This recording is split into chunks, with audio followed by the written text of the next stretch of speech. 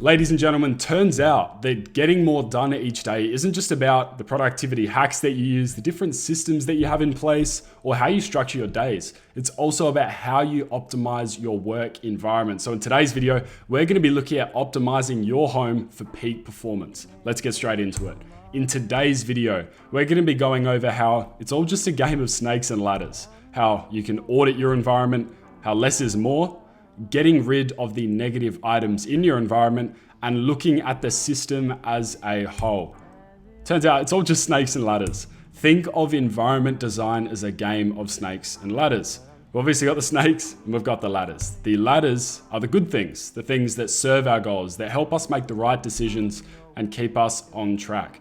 And the snakes are the bad things, things that distract us from our goals and take us away from them, that push us back. We want to design our environment so that we're more likely to find ladders than snakes. So the first part of that is auditing your environment.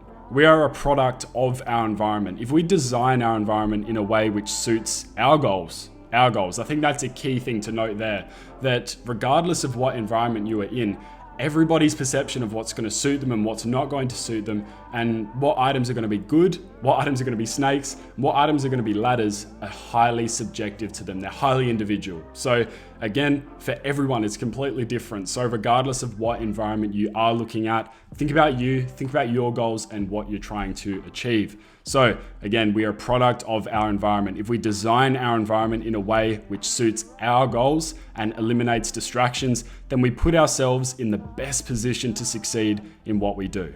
By first auditing your environment and categorizing objects as either negative, don't serve our goals, or positive, serves our goals, you will have a much clearer idea of what needs to be eliminated in the next phase.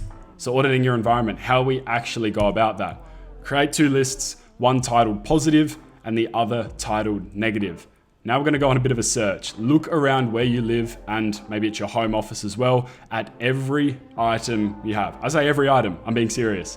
Then categorize. Put the item in either the positive, serves our goals, or negative, doesn't, serves goal list. You now have two lists.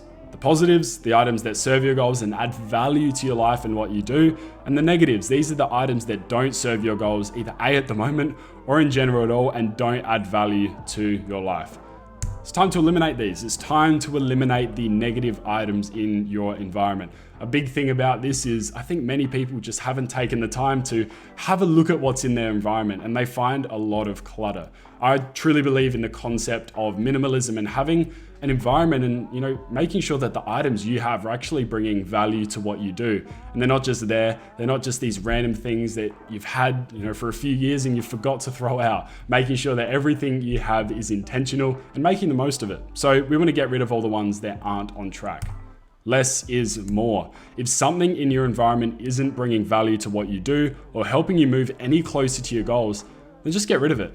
Throw it out, give it away, sell it, or something along those lines. Obviously, there are the necessities. There's a toothbrush, there's kettle, there's undies, there's all those things that are necessities that everyone needs.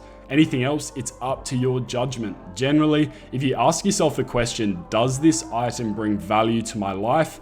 And the answer is not a resounding yes, then you probably don't need it. Now, practicality, having less and eliminating the negatives in our environment plays a big role in our performance, believe it or not. When you have designed an environment where everything is pushing you in the right direction and helping you make the right decisions by default, then achieving your goals will become all that much easier. Now you're probably asking, where do these negative items go? What do we actually do with them? So we can give them away to the Salvation Army, to Vinnie's, or another community organization like Goodwill. We can sell them. So we can pop them up on Gumtree, hop on Facebook Marketplace, on Craigslist or eBay, or depending on where you are in the world, a different online service. Or storage, we can put those items in a large container and put them out of sight. The reason we have this storage option is, look, I acknowledge, and there are some things that I have that may not be useful or serve me and my goals right now, but I know I'll need them down the track for a different reason or another. So again, you don't just want to get rid of them or sell them or give them away, and you're going to just need to get them back in a month or a couple of months time. So that's why we store them away, but make sure you put them there and then put them somewhere where you're not going to touch them or go near them. Now, it's all well and good to optimize our environment like we have just done. And if you go and apply those steps and walk through that, auditing your environment, eliminating all the negatives, and then just really focusing on what matters, you'll be a much more productive person and you'll get a lot more out of yourself. But to perform at your best, you need to assess the system as a whole. Now, what I mean by this is having great tires means nothing if our engine isn't working. You can see here, look, if the car looks good, but when we go and kick it, everything just falls apart, then what's the point in having this great environment if all of our other systems are flawed?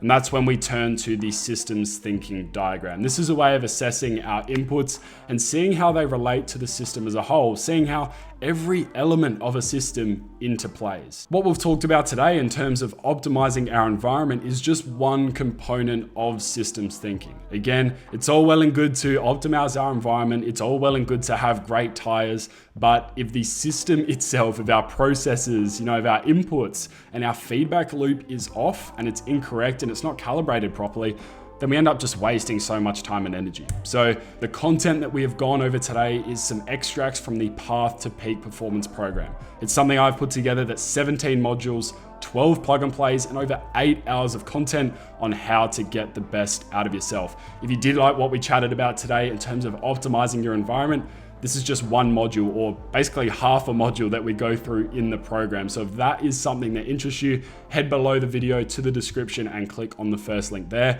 And thanks again for watching this video, and I'll catch you guys in the next one.